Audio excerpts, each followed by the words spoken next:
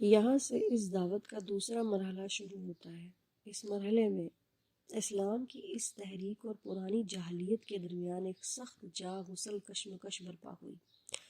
جس کا سلسلہ 8-9 سال تک چلتا رہا۔ نہ صرف مکے میں، نہ صرف قبیلہ قریش میں، بلکہ عرب کے بیشتر حصوں میں بھی جو لوگ پرانی جاہلیت کو برقرار رکھنا چاہتے تھے، وہ اس تحریک کو بزور مٹا دینے پر تل گئے۔ انہوں نے اسے دبانے کے لیے سارے حربے استعمال کر ڈالے، جھوٹا پروپیگنڈا کیا، الزامات اور شبہات اور اعتراضات کی بوچھاڑ کی، عوام الناس کے دلوں میں طرح طرح کے وسوسہ اندازیاں کیں،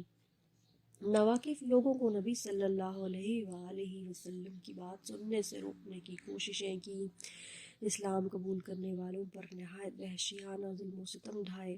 ان کا معاشی اور معاشرتی مقاطعہ کیا اور ان کو اتنا تنگ کیا کہ ان میں سے بہت سے لوگ 2 دفعہ اپنے گھر چھوڑ کر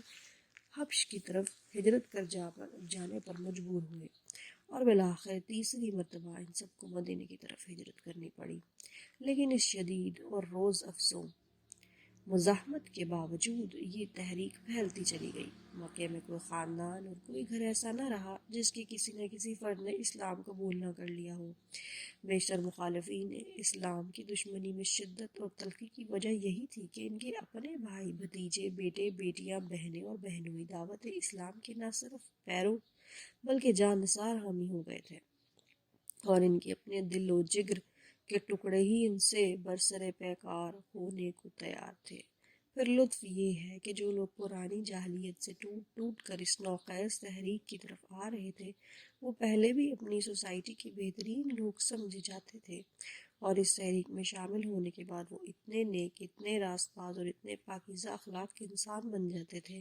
کہ دنیا اس دعوت کی برتری محسوس کیے بغیر نہیں رہ سکتی تھی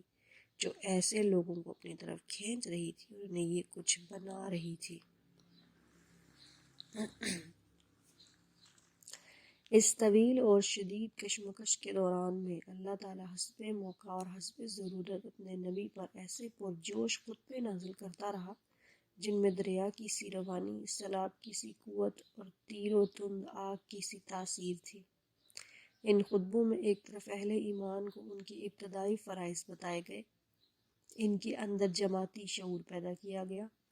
انہیں تقوی اور فضیلت اخلاق اور پاکیزگی سیرت کی تعلیم دی گئی، ان کو دین حق کی تبلیغ کے طریقے بتائے گئے، کامیابیوں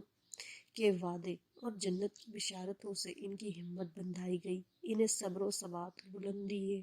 حوصلگی کے ساتھ اللہ کی راہ میں جد و جہد کرنے پر ابھارا گیا، فداکاری کا ایسا زبردست جوش اور ولولہ ان میں پیدا کیا گیا کہ وہ ہر مصیبت جھیل جانے اور مخالفت کے بڑے سے بڑے طوفانوں کا مقابلہ کرنے کے لیے تیار ہو گئے۔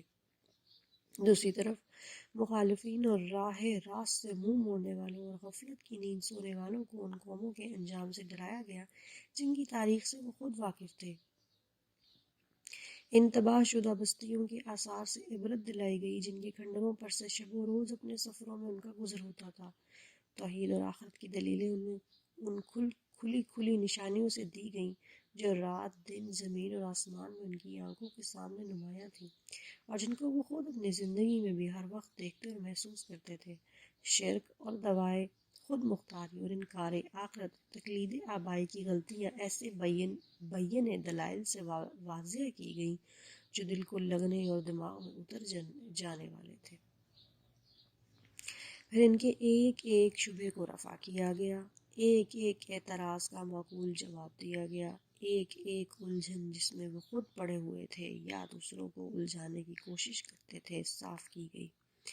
اور ہر طرف سے گھیر کر جاہلیت کو ایسا تنگ پکڑا گیا کہ عقل و خرد کی دنیا میں اس کے لیے ٹھہرنے کی کوئی جگہ باقی نہ رہی۔ اس کے ساتھ پھر ان کو خدا کے غضب اور قیامت کی ہولناکی اور جہنم کے عذاب کا خوف دلایا گیا۔ ان کے برے اخلاق اور غلط طرز زندگی اور جاہلانہ رسوم اور حق دشمنی اور مومن آزاری پر انہیں ملامت کی گئی، اور اخلاق و تمدن کے وہ بڑے بڑے بنیادی اصول ان کے سامنے پیش کیے گئے جن پر ہمیشہ سے خدا کی پسندیدہ صالحہ تہذیبوں کی تعمیر ہوتی چلی آ رہی ہے۔ یہ مرحلہ بجائے خود مختلف منزلوں پر مشتمل تھا جن میں سے ہر منزل میں دعوت زیادہ وسیع ہوتی گئی، جد و جہد اور مزاحمت زیادہ سخت ہوتی گئی۔ مختلف عقائد اور مختلف طرز عمل رکھنے والے گروہوں سے سابقہ پیش آتا گیا، اور اسی کے مطابق اللہ کی طرف سے آنے والے پیغامات میں مضامین کا تنوع بڑھتا گیا۔ یہ ہے قرآن مجید کی مکی صورتوں کا